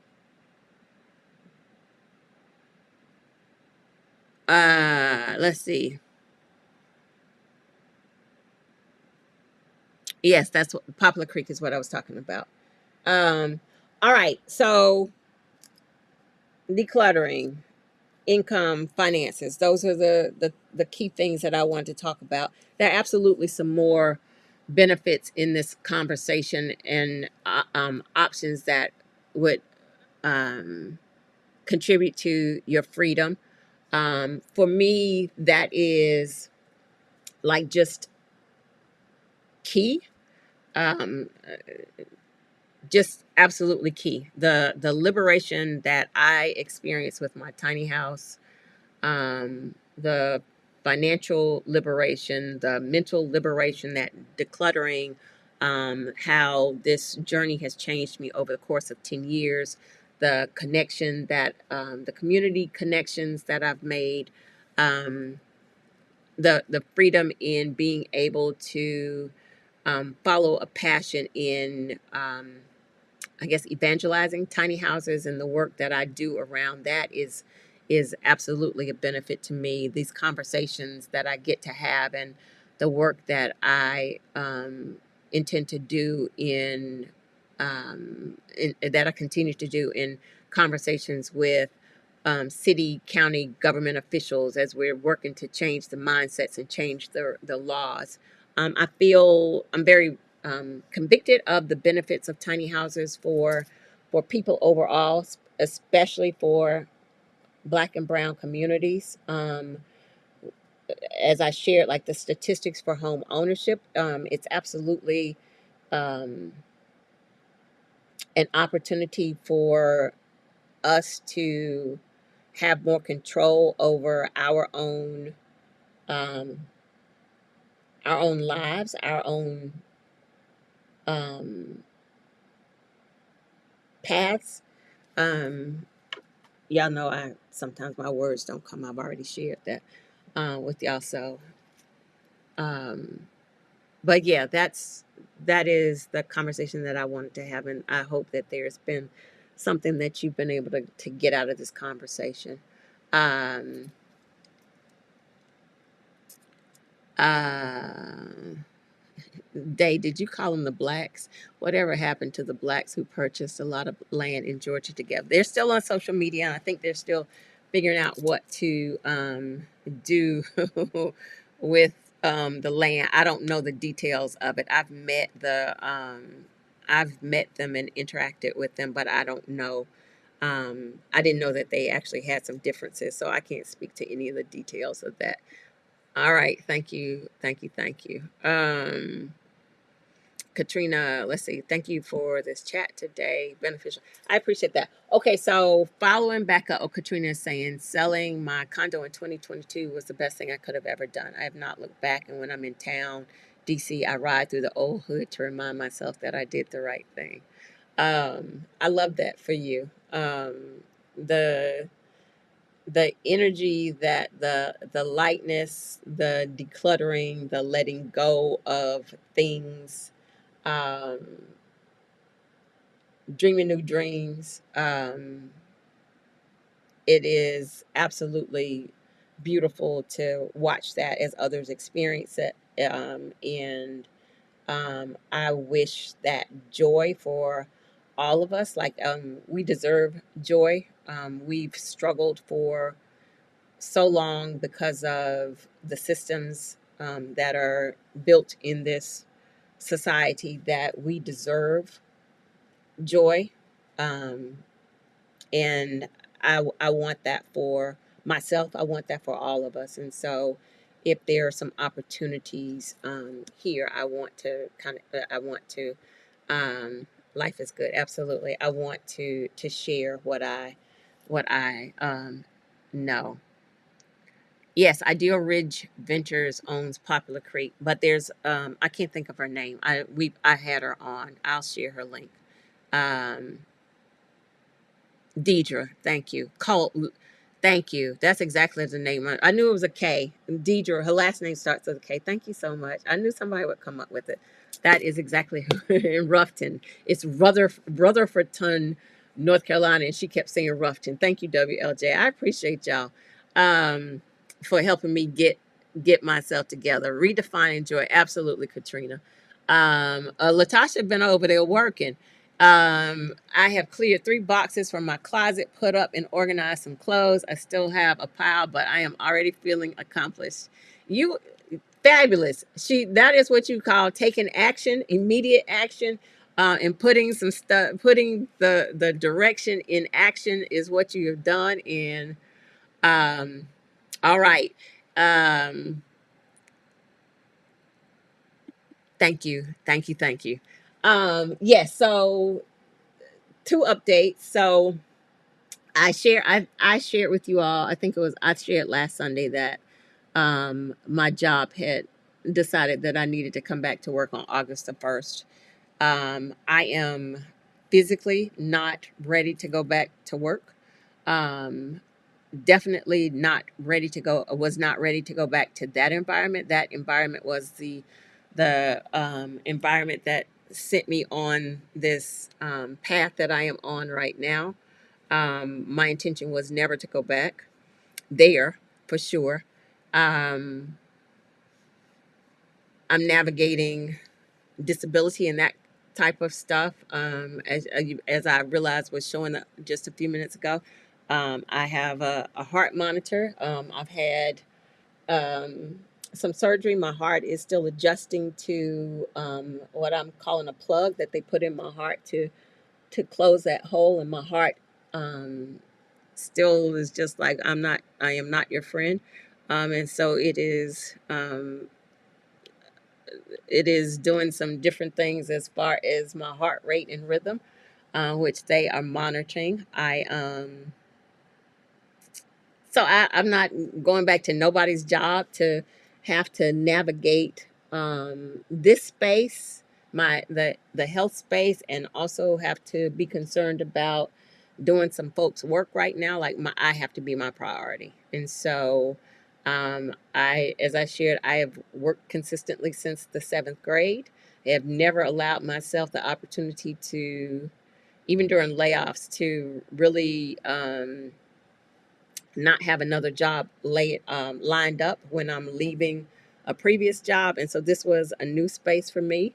Um, Part of me, societal expectations, of being a young single mom, like I always had to feed a child. And so my decisions were always on the side of responsibility. And I'm not saying I'm being irresponsible. I'm being responsible to myself, my health, which in times past I would not prioritize because you got bills to pay. And this is so much of our journey, especially as Black women. You got bills to pay, a family to feed, all of that stuff, and you don't necessarily prioritize your health. And that is so much of what is wrong with society overall today, but especially for what we've always been known as the strong Black woman. And so I decided to choose me this time, and then trust that the universe will allow me to move this path and to be okay. And that's big for me.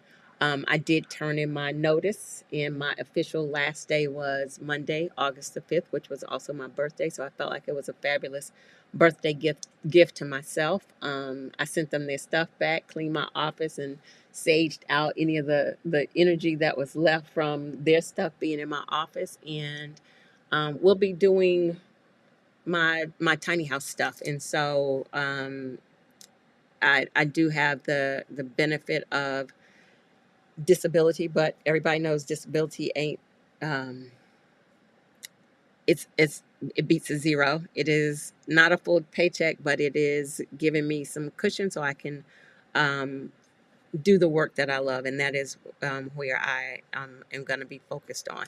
So, as Crystal has shared, I am doing my stuff, and so support is absolutely everything. I've shared that for people who are trying to navigate this space, I do offer coaching and consultation. So I'm dropping that link to get on my calendar.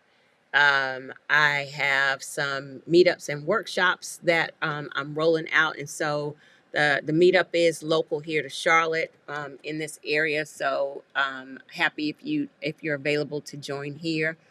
There's a meetup actually next Saturday, so I'm dropping the link to that. August the 17th is the next meetup. Um, I am putting together some. I have some workshops already available. Putting together some more workshops. Putting together a course that is an ongoing course. I'm working on that. So I'm dropping the links for those. All of these will also be in, so people, as Stephanie says, people in the future who's watching this, I'll make sure all of these links are in the video description. Um, what else am I doing? Patreon, as Crystal shared, join me on Patreon. So in Patreon is um, very similar to YouTube, but we're able to have more private conversations. It's a, I hate to say controlled environment, but it's a controlled environment versus this is going to live out on YouTube, and sometimes um, comments and interjections are folks who don't understand this journey. And so Patreon, I'll drop the link for my Patreon. Um, we will be getting together. I have neglected Patreon for a minute as I've been navigating this health space, but I am back to. We'll be getting together next week, and it also Patreon allows us to have Zoom calls so that you can actually see each other and comment outside of the chat so that we can have some real live discussion. So please feel free to join the Patreon community. The app that I have, the developers are wrapping up the last piece. This has been a journey. My health I've had some breaks in it from a health perspective that I've not completely focused on it, but that is happening very soon. The launch of cooperative communities. It's available now. I have them tweaking some of the search functionality um, that for cooperative communities, which is the tool, and I'll do another segment on it. The tool to allow property owners to advertise their property for tiny house that they want to allow for tiny house dwellers. And I'm trying to type while I say this because I don't have the link for tiny house dwellers to rent space. It is a space for tiny house owners to advertise what they need in a space and advertise their home for future tiny house dwellers as well, so that you can connect. There can be conversation between the property owners and the tiny house owners. It is a space for tiny house builders to advertise their services. It is a space for people who want to create communities. Like I'm looking for 5 like-minded people who might be interested in going in to build some to create a community, some home. I want to homeschool, and I'm interested in other families that are interested in that. It is a space for those conversations, and it is also a space for people who are who want to sell tiny houses. And so there's the link for that. It is available now. It is a subscription-based service. I have done this matching for 4 or 5 years. I keep forgetting the number, and I did it for free. I've paid for this space, so I have to pass some of that expense on. It is a subscription service that allows the connection. It is the service that I wish had been available as I've looked for my own spaces. And so I have that as well available. Katrina, the meetup, and I was planning to reach out to you. There's a meetup this Saturday here in Charlotte for my tiny house group. So I dropped the link. I'll drop it again. But I was going to invite you since you're here in town. Absolutely. Thank you, Crystal. What else? And so the update on then I can wrap up this live. And I thank y'all for being here and staying through in this conversation. So last week I had to end early because I was going out to see a property because it is my intention to move my tiny house. And as I go back to say, I did not intend to move my tiny house, but this new space, this new journey, I do want to be closer to the city from a health prescription perspective. I am in on a friend's farm. I am safe. It is a black-owned farm. It is land that is beautiful, but I am very isolated, and and I'm about 45 minutes outside of Charlotte. I want to be closer to the city. I want to be closer to people, having experienced the mini stroke out here and being alone reminded me that how disconnected I was. I knew it, but that has opened some other portals for me that I want to be connected more in the city. So that is the intention behind moving. I don't have to move. I am very welcome here, and I'm very grateful for having been welcomed here. But so with that, I had started looking for spaces. There is going to be a challenge for me because with my intention of not moving, I added on to my house the space that I'm sitting in right now, the sunroom space and my front porch that are both on piers. So I am going to have that moved differently. Like first, I have to disconnect it from my tiny house, and then my tiny house is still on wheels that I can move it as I normally would. But this piece I will have to move, very similar to like a modular home, having to put it on a trailer to move it. So that's going to be a different move I have no idea of the cost of it. Um, but again, that my intention was not to move, which is why I built it like um, I built this piece like I built it. But the time is now, and I intend to move. And so I had a meeting last week with a woman who's it is almost like coming full circle. Her property is a street over from the very first space I was located in the RV park, where I ran into racism, where my first HGTV episode was filmed. Parts of it was filmed. The RV park that was on the lake. Um, her property is actually a street over from that street. Um, so it is almost it will be full circle for me to be back in the area and to be in a safe space. She has a beautiful property. She actually has access. She also has access to the lake. Beautiful property. The location that she is going to allow me to put my house on is secure, and it's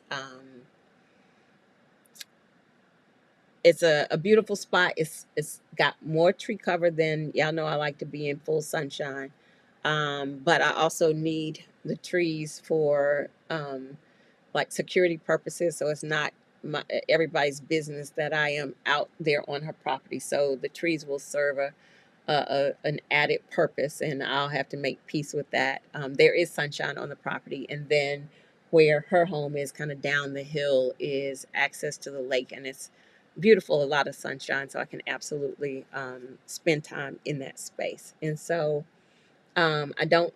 We are still navigating the details of it. um, a lot of pre-work to have to be done as far as infrastructure. Still not asking for permission to do this, so it is navigating spaces of how I have existed for these last almost 10 years. Um, but I'm excited. I would probably say I'm nervous, like as I've got to investigate the cost of moving this piece, kind of nervous on what that looks like and the cost, but I am absolutely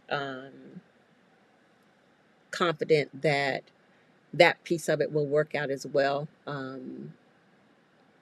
It is it is not it is me needing to move from a medical necessity, so that I can be safe. So I trust that um, things will align as they should to allow me to do so.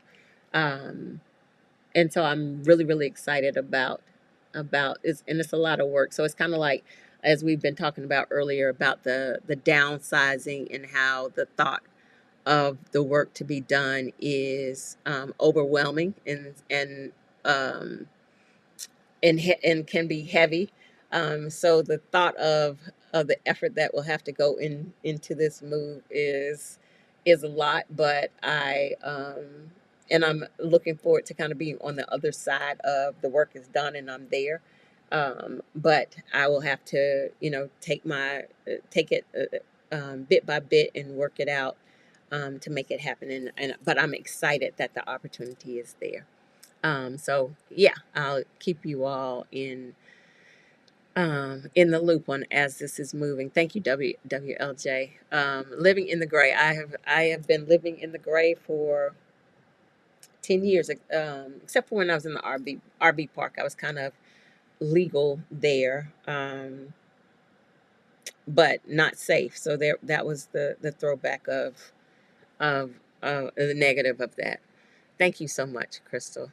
Um, Pat is saying, I understand you have to do what's best for your health and well being. Um, thank you so much. I appreciate that, Pat, really. Um, thank you, Crystal, for answering that. What are the chances of tiny homes in Chicago, Illinois area? Again, like Crystal answered that, it is city by the rules are city by city, county by county. So you would have to look into what those rules are in your specific area, and also again, there's that gray area. So if there was an opportunity that presented itself outside of the rules, and that's the option you decide to go. There, I have 3 videos about tiny house placement in the "What's Your Question" um, section of my videos here. That playlist, "What's Your Question," where I have spoken about finding placement for a tiny house that would help you in and answer some of those questions. Um, Thank you, Crystal. Thank you, thank you, thank you. I appreciate y'all so much. Thank you, WLJ. Thank you, Mildred. Thank you, Day. Um, Pat is saying it's such an epiphany when we get to an age where our health impacts our vision but never deters. Keep moving forward but still doing what is best for your health. I applaud you and your determination. Thank you so much. Absolutely. Like um, when I built, expanded this in 2021, having no idea what was to happen on December the 23rd, 2023, when I experienced the mini stroke. You you don't know. Um, and I have shared the stress of the job during the day. I felt something happening in my chest during my work day. But outside of that, and I attributed it to stress. Even spoke to my doctor about it, but I felt fine outside of that rumbling in my chest. So I had no idea that a mini stroke was coming. When I spoke to my doctor about it, it was December 1st, and I had the mini stroke on December the 23rd. Reminders of the need for advocacy, due diligence. My doctor listened to my heart with the stethoscope when he should have been sending me for MRIs and CAT scans and that type of stuff. The reminder, and I've spoken about this several times, of why you have to advocate for yourself. Um, I felt fine. And I'm grateful that I still feel fine, that it was a fine. I've shared the challenges, but very grateful that it was a mini stroke and I recovered. I don't have the physical rehabilitation that is required for so many people who experience strokes, even mini strokes. That can be something that happens. The things this space that I'm navigating with, finding out I have a PFO, the had a PFO, the small hole in my heart that 1 in 4 people have, the stents that I had to have in my pelvic area from the iliac vein compression. 1 in 5 people have that. So it's nothing I have is um, um, because of, not eating properly or nothing like that.